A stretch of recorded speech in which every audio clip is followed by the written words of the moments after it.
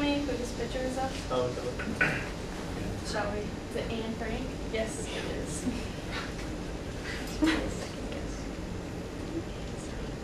Now, can anyone tell me who this picture is of?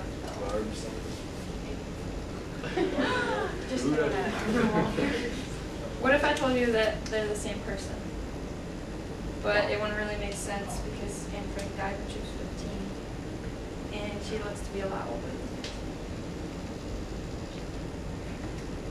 Today I'm going to talk to you about the reincarnation of Anne Frank through Barbara Carlin. First, I'm going to tell you what reincarnation is, and then give you some background on Anne Frank and the story of Barbara. There's a lot of cases of reincarnation, but there's not really any like this that are so real, and the sources are unbelievable how incredible they are, and I believe it's real. You guys, we have to decide in here. Okay. Reincarnation is where a biological death happens and then a soul is reborn into another person or an animal or a spirit. And it is a belief of Buddhism and Hinduism, and the other religions don't believe it happens, but these ones do. Now I'm going to tell you who Anne Frank is.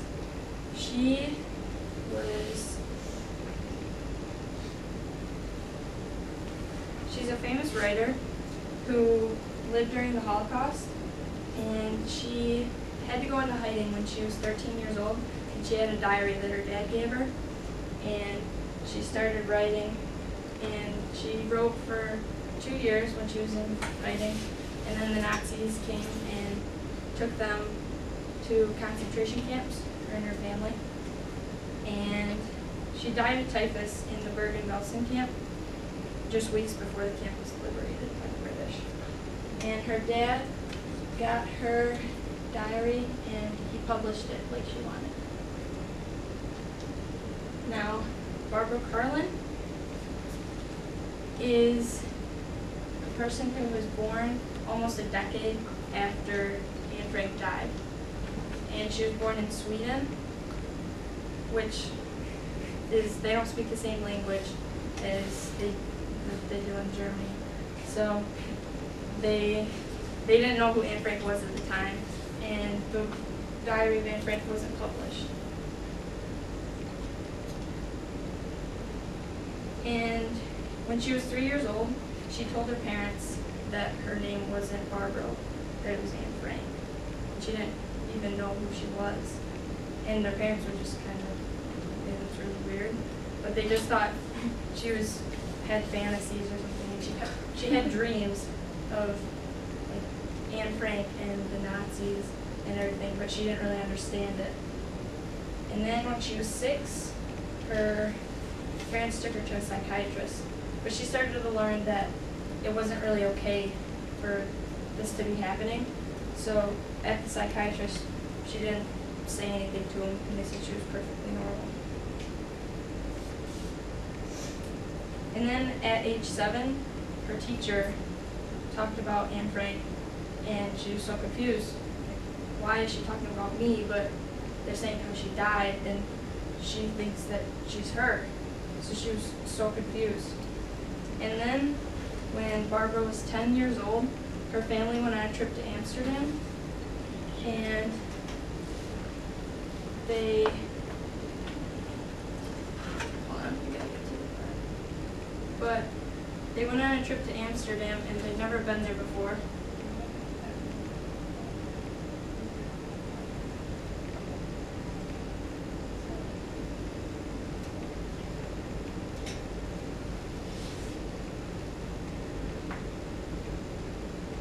So this is her talking about her at going to the Anne Frank house.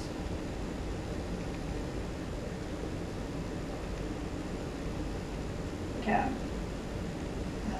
I found myself saying to them, we don't need a cab, we're not far away. And I knew exactly where we were.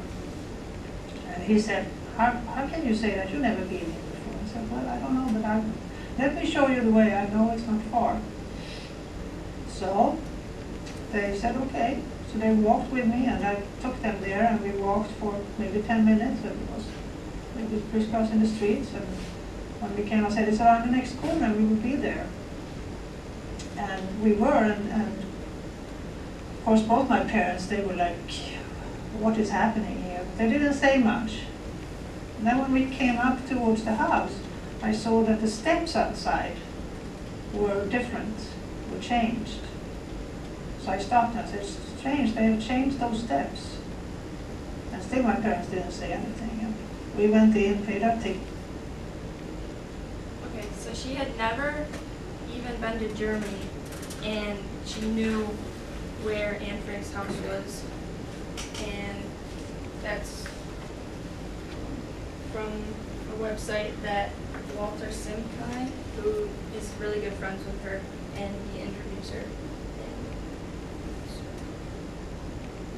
And then when she got older, she started working as a police officer, like mounted, which is on horses. And she, like, the dreams she had about Anne Frank kind of slowed down, and she thought she was going to be normal again. But then she started being pursued by another police officer, and she later found out, like, she figured out that he was a reincarnated Nazi, and he was coming after her as Anne Frank, but in another lifetime. And these are some of facts that support why she would be Anne Frank. She hates beans, and Anne Frank lived, her whole family survived off beans, and they basically only ate beans for 2 years when they lived in the attic. And she doesn't take showers, she'll only take baths. And Anne Frank was in the concentration camps where they'd go to take showers, well, they were told they were going to take showers, and poisonous gas came out, so they were killed. And she's super scared of men in uniform, and she was ever since she was a little girl, and horses. But she kind of got over that, being a police officer. And and then she was like a writing phenom. She like wrote and wrote just like Anne Frank did. She had books published by the time she was 11 years old, and they weren't even about anything about Anne Frank. They're just her writings. And as you can see, they actually look a lot alike, which is kind of scary. The middle one's Anne Frank, but the other two are Barbara. And they have the same physical appearance.